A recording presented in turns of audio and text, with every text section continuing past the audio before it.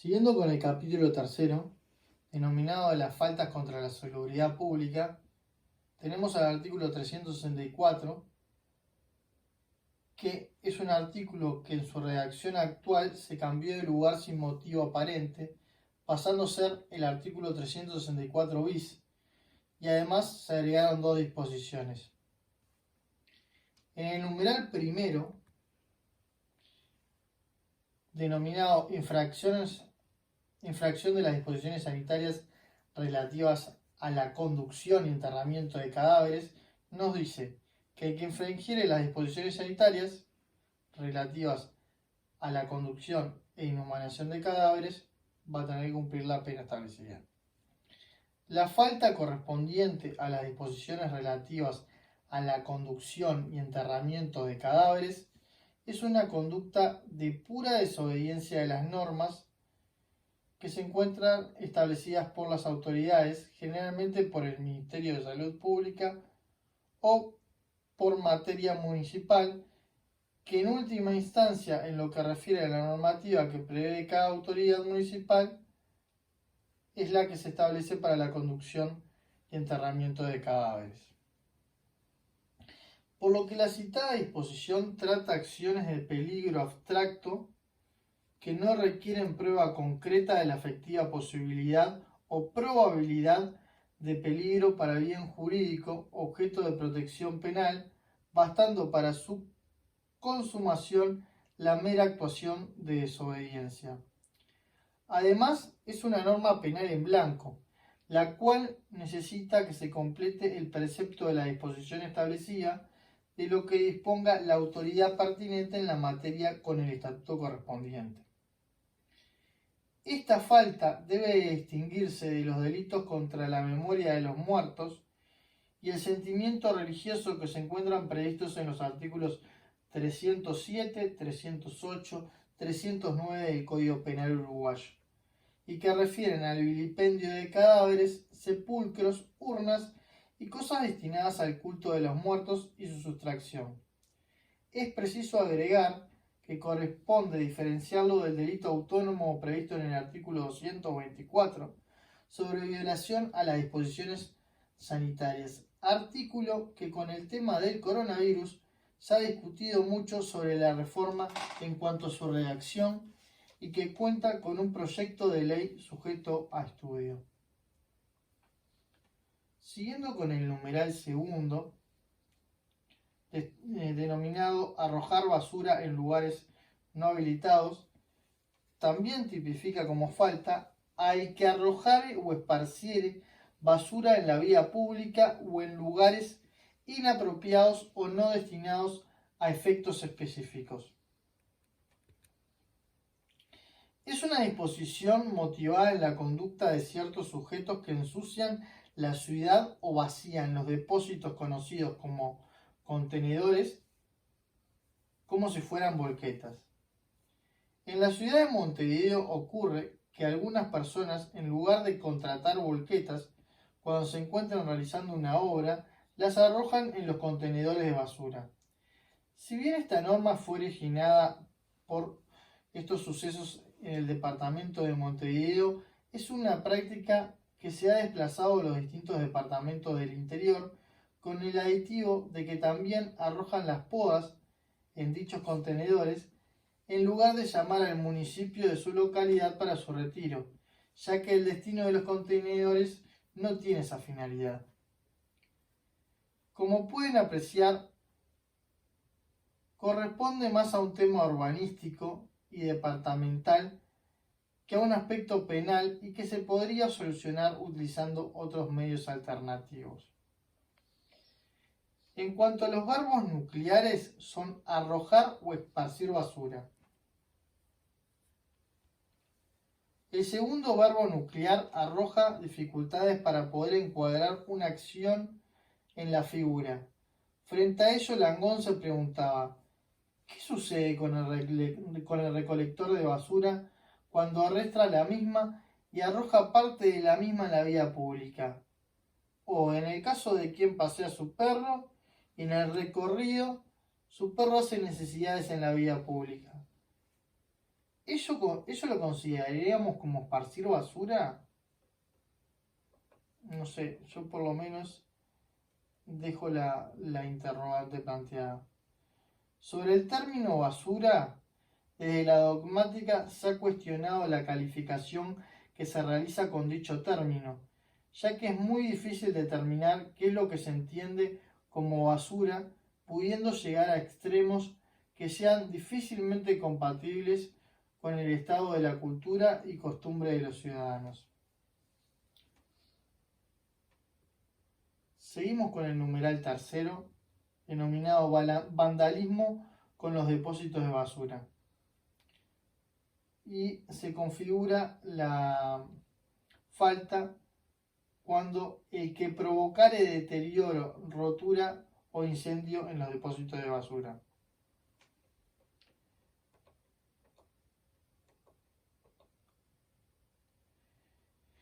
El verbo nuclear en dicha figura es provocar. En cuanto a este numeral, es preciso remarcar en el error que cometió el legislador al referirse a la falta como vandalismo. Error que fue observado por los expertos cuando concurrieron al Parlamento a exponer sus ideas frente al proyecto que culminó con la Ley 19.120, ya que con la creación de esta falta lo que se generaba era un debilitamiento en el grado de protección penal, debido a que hasta la entrada en vigencia de esta ley, este tipo de destrucción configuraba de manera indubitable un delito de daño, el cual se encuentra previsto en el artículo 358 del Código Penal uruguayo y que podría ser agravado como refiere el artículo siguiente. En conclusión, con la incorporación de esta falta al Código Penal por la Ley 19.120, lo que se generó es que en aquellos casos en que se destruya un depósito de basura, dejará de considerarse como un delito de daño para pasar a ser una mera contravención, ya que al ser una norma posterior en el tiempo y específica, se deroga la anterior para estos casos. Por último, la mención que se efectúa al incendio es una falla técnica a la hora de legislar, ya que en el caso de que la situación se produzca, vamos a estar frente a un delito de incendio previsto en el artículo 206 del Código Penal uruguayo. El incendio al que se refiere la norma no es tal en sentido técnico, ya que en este caso lo que se trata es que de la destrucción o el deterioro del bien jurídico que se intenta proteger tenga como modus operandi la utilización del fuego, por lo que el incendio sería el medio utilizado. En cuanto al artículo 364 bis, nos habla de la infracción a las disposiciones sanitarias destinadas a combatir las epizootias. Y nos dice que será castigado con una multa de 10 unidades reajustables a 100 de multa o prisión equivalentes el que infringiera las disposiciones sanitarias relativas a la declaración y combate a la epizootias. Se trata de otra norma penal en blanco, pues deberá completarse con las normas sanitarias relativas a la declaración y al combate contra la epidemia entre los animales. Como bien señala Langón, la omisión de denunciar la fiebre aftosa es un delito autónomo previsto en el artículo 18 de la Ley 12.938, por lo que se recomienda ver las notas que él realizó con respecto al artículo 158 del Código Penal uruguayo, donde también se tipificó el delito de introducción de desechos peligrosos para la vida humana, animal o vegetal regulados por el artículo 9 de la Ley 17.222. De los puestos, consideramos que ambas figuras prevalecen sobre esta figura por razón de especialidad y absorción. Siguiendo con el capítulo 4 de las faltas contra la integridad física, el artículo 365 nos dice que será castigado con una pena de 7 a 30 días de prestación de trabajo comunitario, y sobre el final nos dice: en las situaciones previstas en los numerales 1 y 3 de este artículo, el juez, a pedido del ministerio, podrá imponer como pena accesoria la incautación del vehículo por un plazo máximo de 3 meses, y los gastos del depósito correrán por cuenta del propietario del vehículo. El título que destinó Violeta Goyena a este capítulo no fue el más adecuado, y lamentablemente la ley 19.120, al regular el mismo, no lo modificó. El modelo italiano de Rocco lo denominó con mayor acierto a la incolumnidad pública a través de dos categorías, que son faltas relativas a la incolumnidad de las personas en lugares de tránsito público o en las habilitaciones, y en segundo lugar las relativas a la prevención de accidentes en la industria o en la custodia de materias explosivas. Si se realiza una rápida lectura de la contravención, con ella lo que se intenta prevenir es el peligro que las personas pueden correr por la mera ejecución de conductas que el legislador considera, por la experiencia social frente a las mismas en la vida comunitaria, y que pueden concluir causando lesiones o injurias en la integridad física de las personas. Hay una clara intención prevencionista por parte del legislador, que anticipa el momento de consumación de un posible resultado eventual imputable por culpa o imprudencia a etapas de mero peligro. De acuerdo a Langón, la voz integridad está tomada en un sentido completo, de modo que queda comprendida dentro de ella cualquier conducta que ponga en riesgo la integridad física de las personas que viven en una sociedad determinada. En cuanto al primer numeral, nos habla de la participación en competencias vehiculares no autorizadas, diciéndonos: el que en carreteras, calles, vías de tránsito en general y en lugares no autorizados expresamente participare de carreras u otro tipo de competencias, valiéndose de un vehículo con motor. En el numeral 1 se crea un concepto unitario de autor, donde todos los partícipes responden bajo el rótulo de autoría por el mero hecho de la intervención, independiente de cuál haya sido su grado de participación. El legislador aquí lo que hace es crear un mandato expreso a los ciudadanos de que no realicen carreras, frente a una preocupación generalizada por la gran cantidad de muertes y lesiones causadas producto de lo que se denominó como las picadas callejeras. La utilización del término carreras o competencias de cualquier tipo, utilizado como exigencia para la utilización de un vehículo automotor, es lo que genera una ampliación del campo de aplicación de la figura en cuestión. Hay un quid omitire: no correrás carreras ni competirás valiéndote de vehículos motorizados. Ya con su mero incumplimiento hay una mera desobediencia, que lo que haría es configurar el tipo, y la única forma de evitarlo sería el contar con una autorización proveniente de alguna competencia en la materia, ya sea por el municipio, la intendencia respectiva o el ministerio pertinente. Yendo al numeral segundo, denominado conducción de vehículos motorizados sin la autorización correspondiente, nos dice que el que condujere en la vía pública vehículos motorizados sin haber obtenido del organismo competente los permisos correspondientes, o si los mismos le hubieran sido suspendidos o cancelados, va a ser objeto de la falta. Con este numeral 2 lo que se viene a hacer es penalizar autónomamente la violación de las leyes o reglamentos a que refiere el artículo 18 del Código Penal uruguayo, como una de las formas que reviste el delito culposo, lo que conlleva el riesgo de una aplicación automática y objetiva que es contradictoria con un derecho penal liberal de un Estado de Derecho. En principio, la falta se comete por conducir un vehículo motorizado sin permiso, es decir, sin licencia de conducir o con el permiso suspendido o cancelado, con lo que se advierte que lo que no permitiría imputar la imprudencia en el caso de haberse producido un resultado. Por esa sola infracción administrativa se pone como falta. Es por ello que se está anticipando el castigo por un peligro abstracto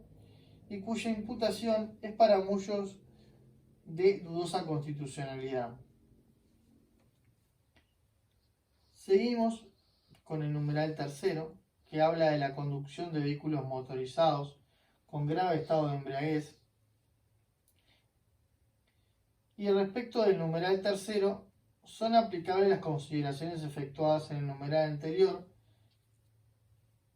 diciendo que con ello lo que se termina penando es lo que se ha denominado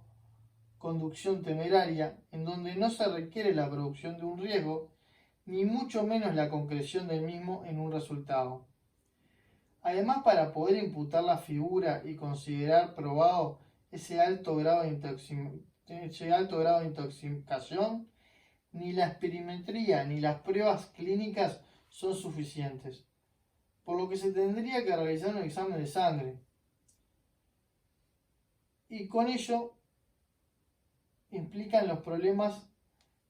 que se tienen respecto a la invasión en la esfera de la intimidad del sujeto,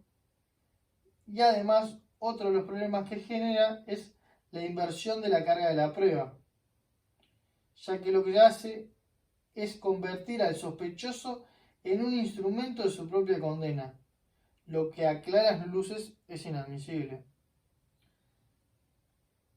Seguimos con el numeral 4, referido a la conducción de vehículos motorizados al doble de la velocidad permitida,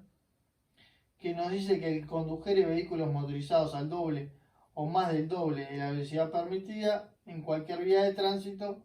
va a ser objeto de esta falta. Luego seguimos con el numeral 5, que refiere a la conducción de vehículos motorizados sin casco protector, y nos dice que el que viajare en la vía pública en vehículos motorizados descritos en el artículo 7 de la ley 19.061 sin el casco reglamentario, en violación al artículo 33 de la ley 18.191, también va a incurrir en la falta. El artículo 33 de la ley 18.191 de 2007 es el que estableció la obligación del uso del casco protector para los usuarios de motocicletas en el ejercicio de la libertad de tránsito por calles o carreteras. Además tenemos el artículo 7 de la ley 19.061 del año 2013 que estableció la obligación tanto para quienes circulan como conductores como aquellos que lo hacen de acompañante en una moto, ciclomotor, motocicleta, cuadriciclo o similar del uso en forma permanente mientras circule, lo debe hacer con chalecos o camperas reflectivas. Y en su defecto, lo que debe hacer es circular con bandas reflectivas, de manera de cumplir con las exigencias técnicas que establecen los reglamentos competentes. La norma configura como una falta penal solamente que circulan sin casco, ya que no menciona a aquellos que lo hagan sin chaleco o bandas reflectivas,